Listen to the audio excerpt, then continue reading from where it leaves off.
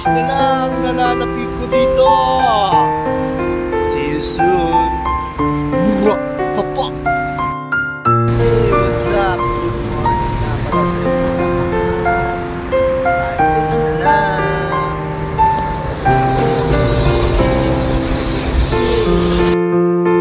Hey, what's up? 4 days na lang.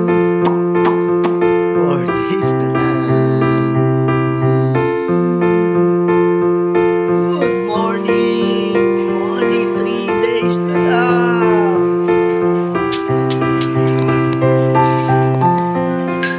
Oh, bye, mommy. Good morning. 2 days na lang. Asya. 2 days na lang. Andyan na ako. See you. Monday na lang. Miss you, ma. Miss you na. Miss ko na yung family ko, yung kapatid ko. Ito na ako. Monday na lang. See you. Ma. Miss na lang. Andyan na ako. Hey, how many hours?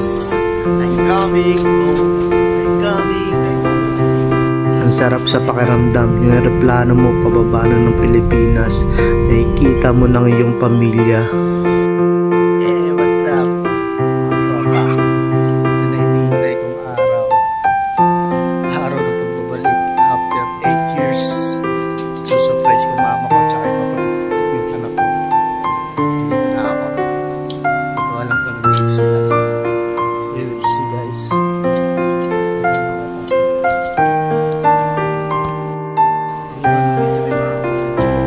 Kasi kanina sa Terminal 1 sila. Terminal 3 pala ako.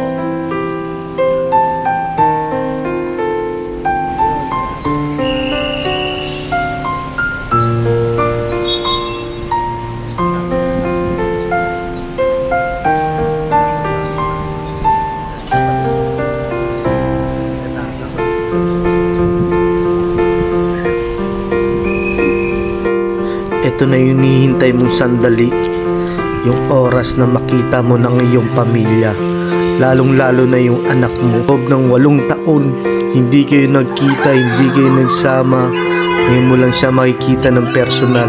Sobrang laki niya, yumakap sa iyo, dalaga na siya.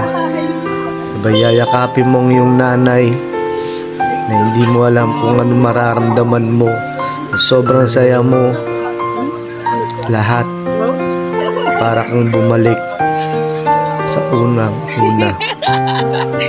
Dati pa siyang maliit, parang kailan lang uli nagkita kayo. Dati nag-uusap lang kayo sa cellphone, ngayon nayayakap mo ng iyong anak at dalaga na siya. Sorry anak, patawad kung iniwan man kita nung bata ka. Ngayon pa lang tayo nagkita. Simula bata ka, ngayon 9 years old ka na. Sobrang tagal na hindi kita nakasama. Kaya itong araw na to, susulitin ko lahat ng mga oras nakasama ka. Susulitin ko. Bibigay ko lahat ng gusto mo. Lahat-lahat, anak. Dito na ako sa Pilipinas. Mapasayaman kita ngayong araw na to na nagkita tayong dalawa.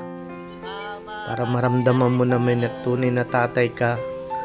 Nandito nag-aalala at nag-aalaga sa'yo. Nakikita ko mga ngiti mo at mga mata mo. Kung ano yung mata ko, kung ano yung mga ngiti ko, kuwang-kuwa mo. Alam ko sa paglaki mo, magiging kamukha kita. Magiging proud ako sa iyo, anak. Kaya maraming salamat sa iyo. Kaya ngayon, unang dating ko, unang punta ko, unang dinalaw ko, minamahal ko ang kuya at papa ko Dito nga pala sila nakaburol sa memorial. Sobrang tagal ko rin di bumisita dito. Kaya dito ako unang pumunta. Yun talagang sinabi ko sa sarili ko, kahit nasa abroad ako, dito ako unang pupunta. Wala nang iba. Makasama man sila sa gantong paraan, naging masaya kami.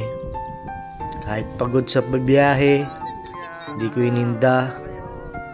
Alam ko kasi hindi na mauulit-ulito.